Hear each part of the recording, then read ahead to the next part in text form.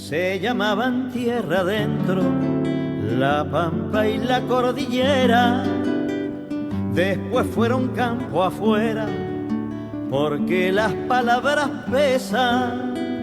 Con esas cosas empiezan a vaciarnos las escenas. Bueno, ahora sí, ya estamos con el espacio dedicado al análisis político, en este caso Aurelio Reañarás, que nos trae su columna de los sábados, Para y vos que pensás, para Radio Tortuga 92.9, y la ha titulado a su columna Hambreados y peones de los Estados Unidos. Simplemente. Bueno, anteayer se realizó un encuentro empresario convocado por Techin, por Pablo Roca, el CEO de Techin, que no se ha cansado de festejar el nuevo cuadro político de la Argentina con esta orientación económica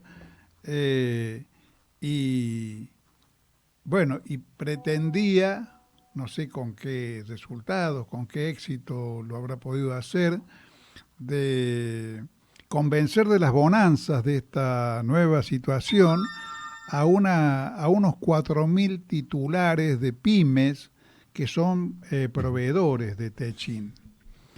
Techin es también Petropol, una empresa que explota pozos petroleros en Vaca Muerta y que, bueno, obviamente debe estar tan contenta con esta nueva situación como está contenta la Shell.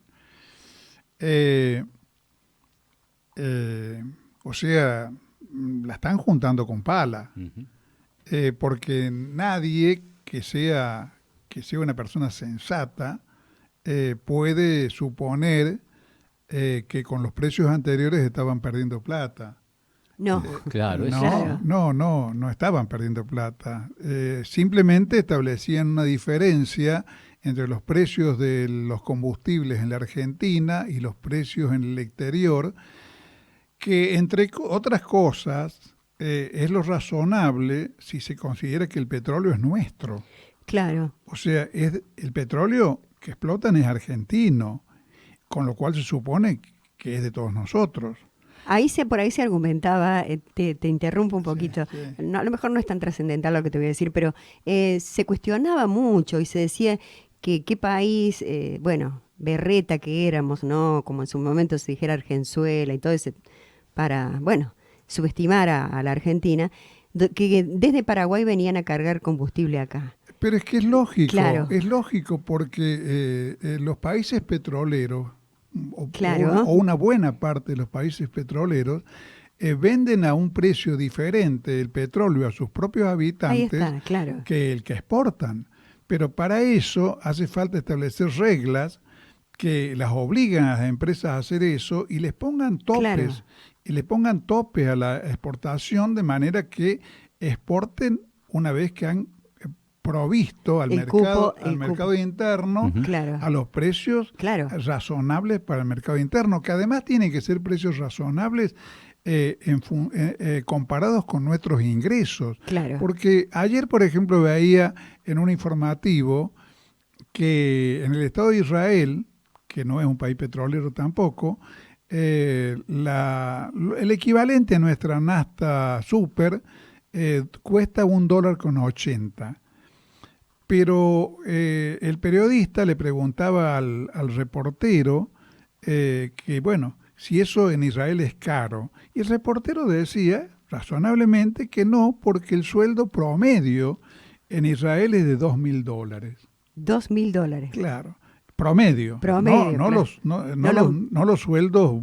Los más elevados. Claro. Más elevados, ni siquiera los sueldos de clase media. Es el promedio. Claro. Es el promedio. Entonces, bueno... con esos promedios, los ciudadanos de un país no petrolero pueden pagar el precio, los combustibles de ese precio, así como los pagan también los uruguayos, que no son un país que gane salarios en dólares ni en euros, pero que no tiene petróleo. No tiene petróleo, claro. Entonces tiene que importarlo, y el que tiene que importarlo tiene que pagarlo, venderlo en el mercado interno del país a precios internacionales, pero la Argentina tiene petróleo. No solamente tiene petróleo, después del comienzo de explotación de vaca muerta, es uno de los países petroleros importantes del mundo, pero no, acá lo vamos a pagar a precio internacional. Así como parece que vamos a pagar precio internacional, porque está hablándose de no poner ninguna traba a la exportación de carnes. Claro, sí. Vamos a pagar a precio internacional el kilo de carne, porque bueno, el asado de ternera va a ser solamente para lo de afuera, para hacerlo en un versito, digamos, ¿no? Claro. Porque el mecanismo por el cual lográbamos tener un precio no internacional en las carnicerías eran los cupos de exportación. Entonces, el gobierno, perdón, Aurelio, el gobierno de Néstor Kirchner también se fijó de alguna manera, digamos, proveer primero al mercado interno con un precio. Eso ha sido una política vigente prácticamente en todos los gobiernos en Argentina. Lo que pasa es que hemos llegado a una situación donde se aplica una política de extremos. Ajá, bien. Viva la libertad, carajo. Claro. O sea, la libertad para chorear a mano armada, sin ningún freno. Yo voy a contar en esa reunión que hacía referencia al comercial de Columna, organizada por Pablo Roca, estaba presente el nuevo ministro del Interior, Guillermo Francos, y a mí me asombró por el descaro que significa decir eso en un medio, ante un medio que no es una reunión secreta.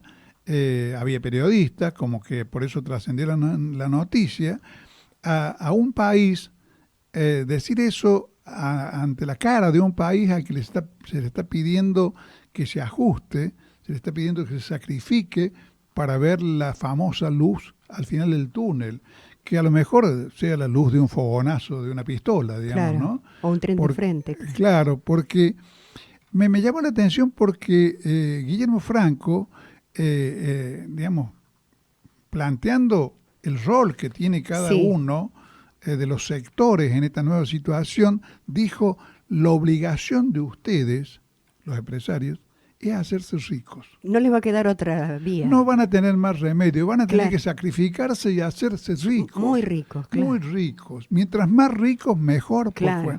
Ahora, el señor Guillermo Franco, entre otras cosas, con eso ignora el hecho de que nuestra gran desgracia, nuestra más grande desgracia, no es la desigualdad social, sino tener una élite económica canalla, antinacional, que nunca ha apostado a enriquecerse, enriqueciendo a la Argentina, como hacen los empresarios de Estados Unidos, de Inglaterra, de Alemania, de Japón, sino que lo que gana lo fuga. O sea, lo que gana se lo llevan a otro lado, sean o no sean paraísos fiscales. Y entonces el país se queda al final del ciclo con los pozos de petróleo vacíos, con los huecos hechos en la montaña para la explotación minera, y todo lo demás se fue. No solamente se fue la riqueza física, la riqueza mineral en este caso, se fueron los pesos, se fueron los dólares, porque las empresas lo fugan. Por eso la Argentina es lo que es. Por eso la Argentina no sale del pozo. Porque además, desde un tiempo esta parte, empezando por lo que inauguró el proceso militar en el año 76, esa fuga, ese endeudamiento creciente del país, ese choreo creciente del país, no tiene freno de ningún tipo. Y cuando lo tiene, lo ha tenido en algunos gobiernos, Alfonsín intentó al principio, después capituló, el kirchnerismo intentó hasta cierto punto, pero es un freno muy, muy suave, muy limitado. Tan limitado es que estamos a 40 años de democracia y Sí. sigue vigente la ley de entidades financieras Sí. Claro. dictada por Martínez de Hoz y la ley de inversiones extranjeras dictada por Martínez de Hoz en 1976, que es, digamos, la carta de la fuga. ¿Y por qué no se ha podido modificar, Aurelio? Porque no ha habido Por interés. cobardía de nuestro sistema político. Claro. Cobardía de nuestro sistema político, aún de los que han tenido un poco de criterio de sentido patriótico, pero han actuado con cobardía. Y son todos, no es que Alberto o este otro o aquel otro, son todos en distinto grado, por supuesto. Claro. Por supuesto. Algunos directamente son canallas y parte de una fuerza de ocupación extranjera, como el caso de Macri. Pero digamos, los que no han sido como Macri o no han sido como Milei, se han quedado siempre muy cortos. Hablamos de tibieza, de falta de consensos, de tibieza, de Sí. falta de una estrategia de liberación nacional.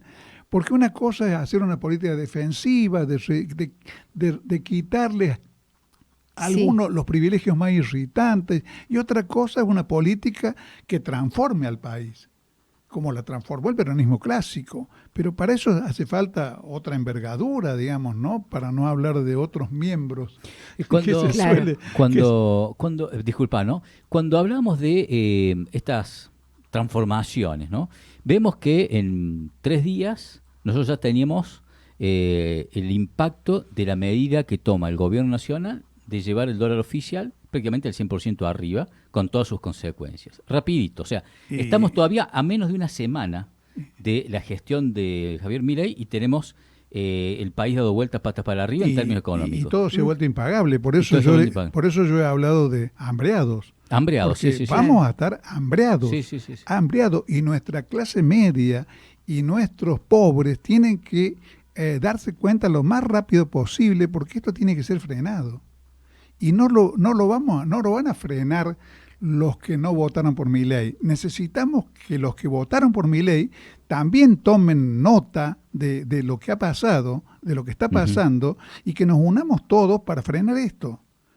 Un gobierno que apuntaría, o que uno por ahí en la historia ha tratado de apoyar electoralmente para que justamente frene no esta situación particular, sino que produzca este cambio que vos mencionabas, Aurelio, una transformación hacia los beneficios de la sociedad.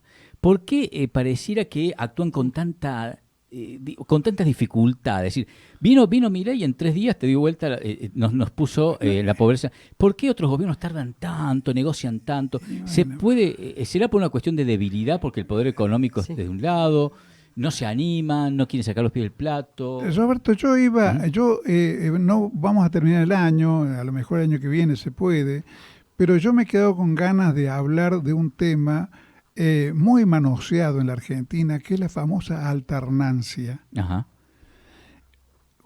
Alguien que tenga una idea de la historia de Estados Unidos podría pensar qué hubiera sido de Estados Unidos si Estados Unidos, en lugar de derrotar militarmente al sur esclavista y pro-inglés, hubiera jugado a la alternancia.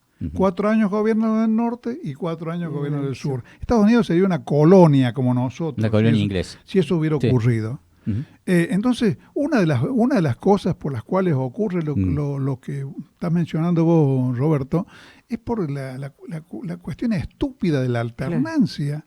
Necesitamos un gobierno patriótico que pueda durar décadas, porque ningún país se levanta si no es a lo largo de décadas. Después de la guerra de secesión en Estados Unidos, Estados Unidos tuvo 70 años de crecimiento ininterrumpido, donde gobernaba un partido patriótico, gobernaban los patriotas. Estados Unidos se levantó como potencia industrial porque siguió las pautas de Hamilton, un economista norteamericano que estableció una política de férreo proteccionismo en Estados Unidos, y que decía, nosotros vamos a ser librecambistas como los ingleses cuando seamos una gran potencia. Claro, mientras tanto... O sea, mientras tanto, ser librecambistas es para que nos rompan la industria los ingleses, porque los ingleses están mucho más avanzados que nosotros.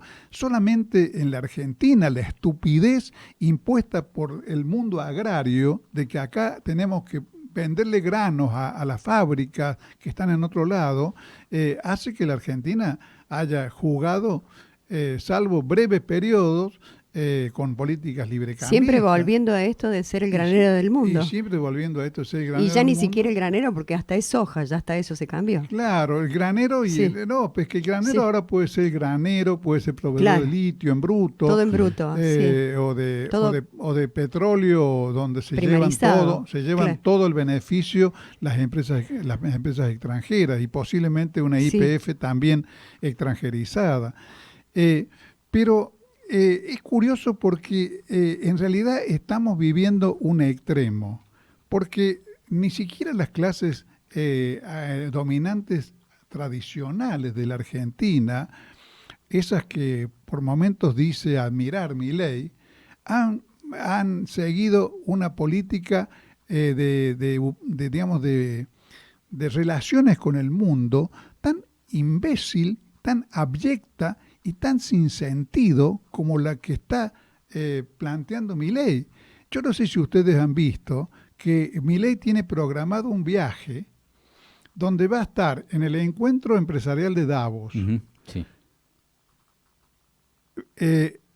en Ucrania y en Israel. ¿Algún argentino se le ocurre que nosotros tenemos algo que hacer en Ucrania? Que tenemos que hay algún interés nacional argentino vinculado con el tema de Ucrania, con estrechar lazos con Ucrania, que en realidad es un país en este momento que lo único que hace es pedir plata. Claro, porque en la situación de guerra por la que están atravesando. Claro, Milei sí. le dirá, no hay plata.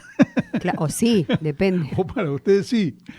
Claro. Y la segunda es la visita a Israel, un país que en este momento está condenado prácticamente por todo el mundo por el genocidio que está practicando en Gaza y que, juntos, Milei y lo que ocurre en Israel explican, por ejemplo, que que existe un movimiento judío argentino, el movimiento donde están los adversarios de la AMIA y de la DAIA, que alertan diciendo no en nuestro nombre. Claro. Toda Sí. esta infamia que está ocurriendo y que está llevando para la comunidad judía a que el país la identifique con Milei, cuando empiece a caer, como va a caer en algún momento estrepitosamente la imagen de Milei, pero Milei es judío, los judíos son también culpables son lo de mismo, todo claro. esto, ¿no? Ujú. Claro, sí. Hay entidades que no están de acuerdo con Claro. esta Hay entidades que no están de Sí. acuerdo, hay entidades que no están de acuerdo. Pero además,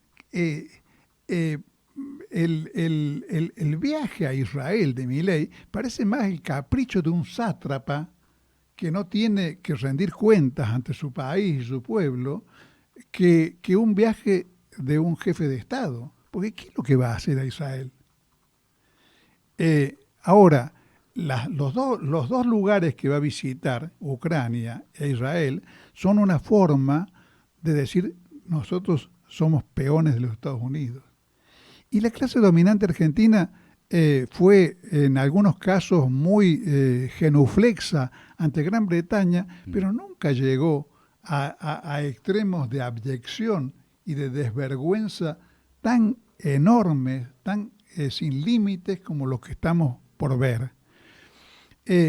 Porque, entre otras cosas, la relación de nuestra clase dominante con Gran Bretaña en la época en que los ferrocarriles ingleses, todas esas cosas, era una relación donde de alguna manera había una ida y vuelta.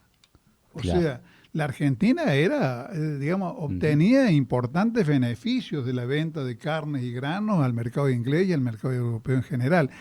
Y además, en una relación de algún modo privilegiada, se permitía ser una especie de semicolonia próspera. Claro. No era Kenia, no era el Congo, era una semicolonia próspera con una clase media más o menos acomodada, que tampoco era ni por asomo lo que dice Milei. La gran potencia. No, la gran potencia, el país más rico del mundo. La Argentina era un país villero al lado de Gran Bretaña, Alemania, Francia y los Estados Unidos. Un país de cuarta. Claro. Pero bueno, pero era una semicolonia relativamente próspera, con una clase media que podía tener un buen pasar, hasta que no la derrumbó nadie, porque es mentira que esa Argentina la liquidó el populismo, la liquidó la crisis del 30. Claro. Esa Argentina terminó con la crisis del 30 y la propia clase dominante argentina, digamos, liderada en el plano económico por el señor Federico Pinedo, se vio obligada a establecer una política más proteccionista porque los precios de los productos agropecuarios han bajado en el mercado mundial, entonces no se podía importar todo como se importaba antes. Claro. Y uno todavía encuentra en las casas de antigüedades cuchillos made in England. Claro. ¿No? Entonces la Argentina cerró un poco el grifo de las importaciones de productos industriales y eso dio nacimiento a los primeros brotes de una industria nacional que después de la Guerra Mundial el peronismo impulsó más todavía, creando una especie de esbozo de Argentina industrial que no terminó de madurar y por eso estamos como estamos, ¿no? Pero en realidad nos están llamando, y por eso hablo de hambreados, nos están llamando a sacrificarnos, no por la patria, a sacrificarnos en el altar de la Shell, de Mastelones, de Arcor, del Molino General de ESA, de Telecom, Telefónica, de las 80 o 100 empresas que monopolizan el mercado argentino, que van a ganar fortunas a costa nuestra, y además hacer títeres de la política de la primera potencia mundial en decadencia, los Estados Unidos, que está empeñado en Ucrania en una guerra que va a perder. Porque Ucrania va a perder la guerra con Rusia. Eso es, todos los tratadistas en temas militares y digamos, coinciden en que Ucrania no puede ganar esa guerra y esa guerra va a terminar con una derrota que no es la derrota. Para Ucrania va a ser una masacre y un desastre, pero va a ser también una derrota de la OTAN y los Estados Unidos.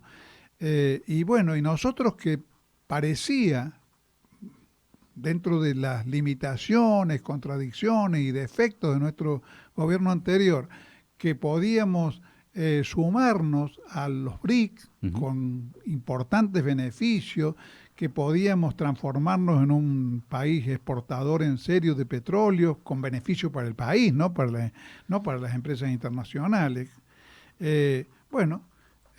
Vamos a estar, hasta que el pueblo argentino reaccione, vamos a estar condenados a la hambruna y a una condición satelital injustificada, porque no vamos a obtener ningún beneficio de ningún tipo con eso, de ningún tipo. Aurelio, la sociedad de manera, digamos, uno diría mayoritaria, lógicamente ganó la elección Milei, 55-45, en un balotaje esos números son relativamente razonables porque hay un acumulamiento en algunos de los dos candidatos. Milei había perdido en las generales, digamos, ¿no? Mejoró bastante más en su momento. O sea que uno diría que hay una reserva en la sociedad que me parece que ha sido refractaria a la propuesta o a este fraude electoral que proponía Milei, el 45% de sociedad que dijo que no. De todos modos, la perspectiva es muy complicada y uno lo que empieza a preguntarse es, además de cómo llegamos, es cómo empezamos a estructurarnos para empezar a capitalizar esta creciente decepción del votante de Milei, que ahora nos mira, cuando nosotros interpelamos, nos mira con cara de preocupación, empieza a esbozar algún estado de conciencia, por lo menos tímidamente, algunos todavía bancan el esfuerzo. ¿Cómo empezamos a trabajar desde ahora, durante estos 4 años, para una recuperación, cosa que no nos agarre los próximos 4 años en una instancia electoral sin candidatos, sin movimiento, sin doctrina, sin posicionamiento que genere un convencimiento en el resto? Yo creo que tenemos que hacer todo lo que esté en nuestras manos para instalar un diálogo colectivo, un diálogo en la comunidad argentina, pero que eso va a ser imposible si aparecen algunos, que siempre los hay, a hablar de los libertarados o los libertarios y a sostener una grieta con los que votaron por Milei. Eso es, en este momento, no solamente un absurdo, sino roza lo criminal desde el punto de vista político, porque lo primero que necesitamos es comprender que todos los argentinos venimos de décadas de frustración en frustración. Ajá. Que, digamos, que nunca nos ha satisfecho plenamente, aunque haya sido a veces más próximo a nuestras inclinaciones, nunca nos ha satisfecho plenamente la política del país. Que ya vivimos en el 2001 el episodio de que se vayan todos, que era el repudio colectivo al sistema partidario que durante los años que van desde el 83 hasta el 2001, o sea, Alfonsín, Menem, de la Rúa, había actuado como se va a actuar ahora, obedeciendo las órdenes del mundo financiero internacional, particularmente del Fondo Monetario, y desoyendo las necesidades del pueblo argentino. No nos olvidemos que el 2001 terminó con un 60% de los pobres, claro, y con la gente haciendo canje en los barrios. Sí. Los trueques. Club de trueques, ¿te acordás? Porque la economía había quedado destrozada. No aguantábamos nada. Destrozada. Sí. Y esos no fueron políticas nacionales, fueron políticas del mismo corte de las que vamos a ver ahora. Y nos terminaron destrozando y bueno, y ahora vamos a terminar también destrozados. Y eso generó un repudio que es que se vayan todos, que tiene un gran parentesco con esta situación que llevó al triunfo de Milei. Claro. Porque, digamos, tampoco en los que, en el 45% que vos considerás con cierta razón como una reserva de otro tipo, en realidad también votamos de alguna manera contra Milei. Claro. Es decir, hace mucho tiempo que la Argentina vota sin esperanza. Casi me atrevería a decir que el último gobierno donde hubo fervor y esperanza fue el de Alfonsín. Después se desvaneció. Terminó siendo un fraude, como ha sido toda la experiencia política del país después de Perón. Después del 55, estoy hablando, no después del 73, claro. Después del 55, todas han sido defraudados. Y yo no soy peronista, pero me refiero a esa década, la década del peronismo clásico, recordando que alguien que no es peronista, sino radical, como Félix Luna, escribió 2 tomos que dicen la Argentina era una fiesta. Ajá. Porque la Argentina era una fiesta. Claro, sí, así la definió. Así la definió. Sí, y era radical, no era peronista. Sí. Bueno, era una fiesta con colonias de vacaciones, con una población tranquila, confiada en el futuro, satisfecha de sí misma, orgullosa del país. Es decir, todo eso que no tenemos hoy.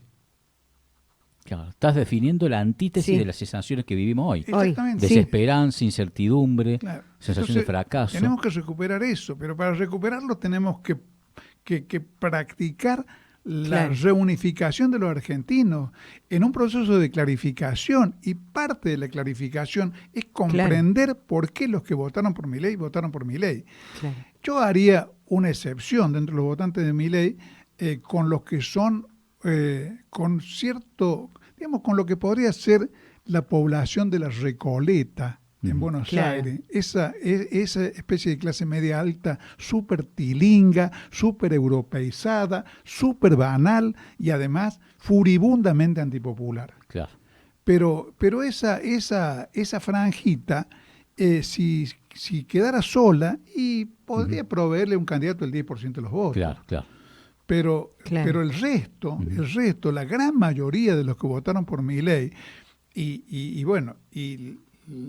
la gran mayoría, la inmensa mayoría de los que votaron por Massa, son argentinos que quieren el bien del país. Esa franja que es la que dice que les hicieron creer que podían tener celulares, aire acondicionado y viajar en avión. Claro. Esa es. Entonces, bueno, hay que hay que actuar sobre la experiencia que vamos a vivir, clarificándola, porque, bueno, clarificándola con la gran ayuda de Caputo, porque Caputo nos va a ayudar a clarificar la situación, porque produce hechos cuya lectura es bastante sencilla. Claro, Sí. exactamente. Porque creo que basta sentarse, tranquilizarse un poco, Sí. digamos, en tal caso sacarse las pasiones de encima, y pensar un instante para darse cuenta que con el tema de los combustibles nos sacrificamos por la Shell, no nos sacrificamos por la patria. Claro. Creo que eso, cuando entendamos Claro. eso, nos vamos a poder unir de nuevo todos. Ojalá. Bueno, gracias, Aurelio. No, por favor.